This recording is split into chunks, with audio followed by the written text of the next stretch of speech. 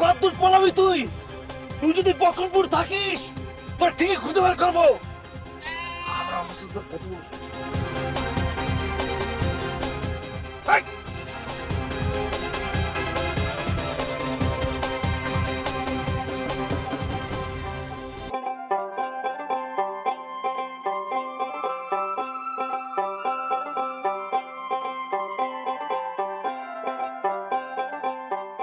এই যে হিরো, এইখানে কি করতেছেন? এই একটু ঘুরে বেড়াচ্ছি। তাছাড়া ক্যাম্পটা আর কতক্ষণ ভালো লাগে বলেন?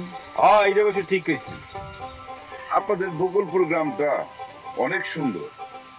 গতবার যখন এসেছিলাম তখন অনেক ঘুরে বেড়াইছি। অনেক ঘটনা দুর্ঘটনা ঘটে গেছিল, দিবা পালাইলো, দীপালি পালাইলো। তবে এবার কিন্তু তেমন কোনো ঘটনা ঘটে নাই। এইবার আর ওইরকম কিছু ঘটবো না। কিন্তু উগান্ডা ভাই কোথায়?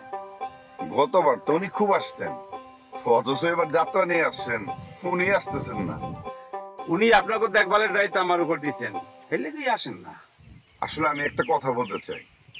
গ্রিন রুমের সামনে একজন লোক রাখেন, ওই বাইরের লোকজন আমাদের দেখার জন্য খুবই উৎপাত করে।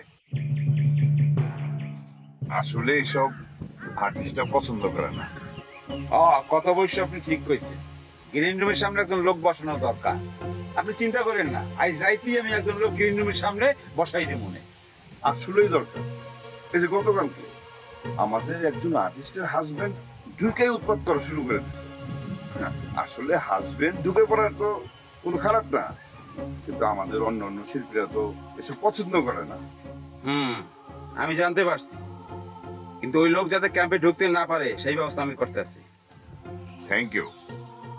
আচ্ছা, আপনাকে চেয়ারম্যান সাহেব কিন্তু এখন আইলো না।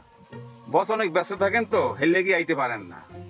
অসুবিধা নাই, আপনার সব খবর তিনি আমার কাছ থেকেই পান। রসুলপুর যখন যাত্রা করছি তখন মুসলিম সরকার প্রায় নিয়মিত যাত্রা দেখতে আসতেন। কাল লাগে কি মিলাইতেছেন আপনি? হ্যাঁ, মুসলিম সরকার ও তো শেষরা লোক, মূর্খ, অশিক্ষিত। হেল লাগে আমার বসের তুলনা করতেছেন আপনি? হ্যাঁ, তিনি নাকি আগে চেয়ারম্যান ছিলেন। আসিলেন। ওই পাবলিকের টাকা মারিং কাটিং করে খাইছি তো, হেললেগার জিততে পারে নাই, পাবলিক ভোট দেয় নাই, আমার বসের কাছে হাইরে গেছে গা। আচ্ছা, কাম করেন, চলেন, ওই সামনের দিকটা বেশ ভালো আছে, অনেক সুন্দর আছে, চলেন যাই ঘুরিয়ে দিই। তাই নাকি? চলেন চলেন।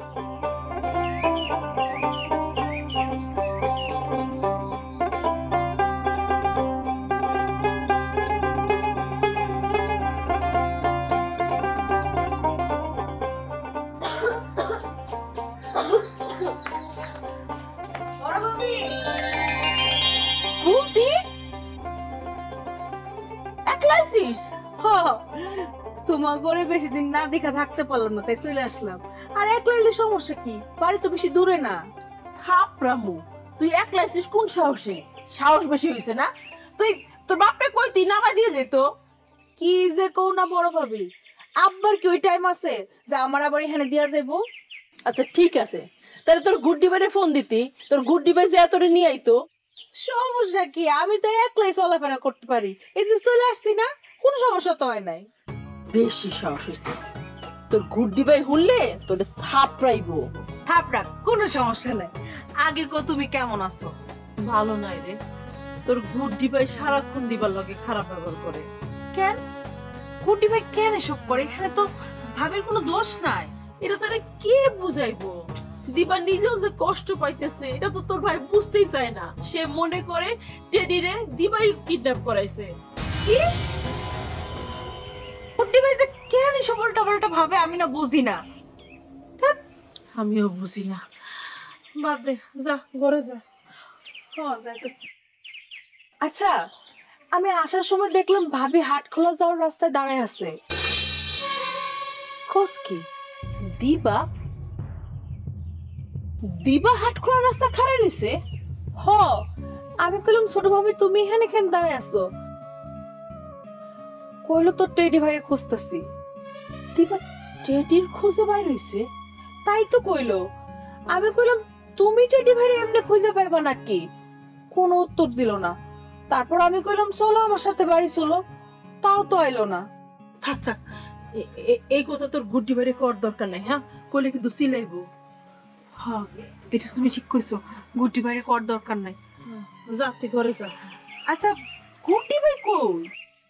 জানি না, প্রত্যেক দিন কয় আমি আমার বাইরে খুঁজতে যাই, তারপর